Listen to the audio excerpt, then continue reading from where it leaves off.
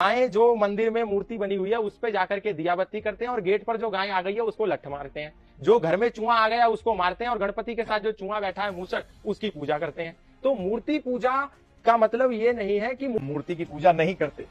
मूर्ति का मतलब होता है मन गढ़ंत बनाई हुई आकार, उसको मूर्ति कहते हैं। हम मूर्ति बिल्कुल आगे से मूर्ति पूजा की। आज आप कहीं भी जाइए, जैसे कि आपने सुना होगा, मजाक सा लगता है कि एक कुत्ते ने लघु शंका कर दी एक पत्थर पे गांव के बाहर। तो एक व्यक्ति निकलता हुआ आया, उसने तो और ही किसी ने पानी डाल के गया, दूसरा आया उसने उस पर और पानी डाल दिया, तीसरे ने डाल, चौथे दिन मंदिर बन गया। अब ये बोगस है। ये क्या है प्रभु जी? This is bogus. आज इसके लिए हमें फाइट करना चाहिए।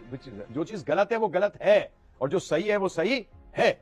दुनिया का एक उदाहरण दे दीजिए, कहीं से ला करके दे दीजिए कि श्री कृष्ण इसकी पूजा करते थे, ये बना करके मान जाऊंगा।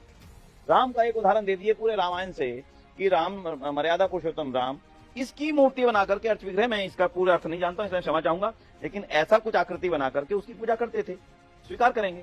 पूरे वैदिक इतिहास के अंदर एक भी महापुरुष के लिए कोई ऐसा उदाहरण किसी प्रमाणिक ग्रंथों में, जो प्रमाणिक ग्रंथ है रामायण, प्रमाणिक ग्रंथ है महाभारत, उनमें से एक भी ग्रंथ के अंदर ऐसा उदाहरण कहीं नहीं आता। क्यों नहीं आता? कारण समझिएगा। ईश्वर निराकार है, जो हर कण कण में है, तो मैं उसकी मूर्ति बनाऊं कहां से? हवा की मूर्ति कैसे बनाऊंगा मैं? मेरे पास कौन सी व्यवस्था है कि मैं हवा की मूर्ति बना करके रख सकूं? मुझे भूख लगी है, मुझे भूख लगी है, मुझे बहुत भूख लगी है। भाई साहब दिखाना जरा।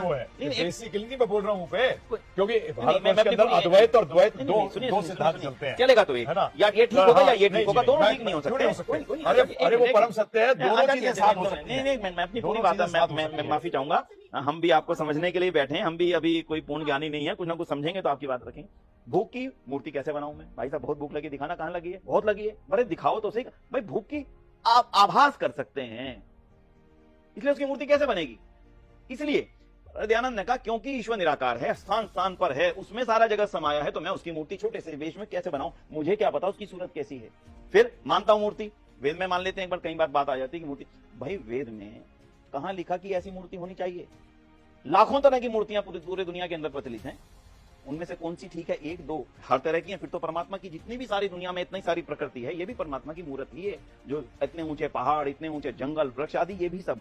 इसलिए महर्षि दयानंद का स्पष्ट मंतव्य था, ईश्वर कण कण में है, हर पल हर समय है, इसलिए उसको हर समय हर जगह पे स्वीकार करना ही उसकी वास्तविक उपासना है। उसको एक देशीय मान लेना, एक जगह पर मान लेना, एक जगह पर बैठा हुआ मान लेना दोष है। मुझे ऐसा लगेगा कि अब तो मैं मंदिर से बाहर आ गया हूं, अब मुझे डर की चिंता की कोई बात नहीं है, क्योंकि इस समय पंडित जी ने द्वार बंद कर दिए हैं। इसलिए ईश्वर को कण कण में स्वीकार करना ही वास्तविकता है। इसलिए मूर्ति कोई बनाना कला है, मूर्ति को बनाना कला है, और ये वेद की कला है। मूर्ति कला वेद की कला है, पत्थर को गढ़ना, लकड़ी को गढ़ना, लेकिन उसकी जो साकार पैदा हुआ, मैं आपकी मूर्ति बना सकता हूं क्योंकि आप मेरे सामने साकार है, मुझे दिख रहे हैं। राम इस संसार में पैदा हुए, कृष्ण इस संसार में पैदा हुए, उनकी मूर्ति है क्योंकि वो पैदा हुए, तो मैंने उनको देखा, देखने के बाद उनमें एक कलाकार ने बनाया, उसके बाद उसकी मूर्ति बनाई, उसके पत्थर से लकड़ी की। लेकिन जो संसार को बनाने वाला है, जिसका अपना कोई इससे शारीरिक रूप से उसका कोई अस्तित्व नहीं है, तो उसकी मूर्ति बनाना असंभव है।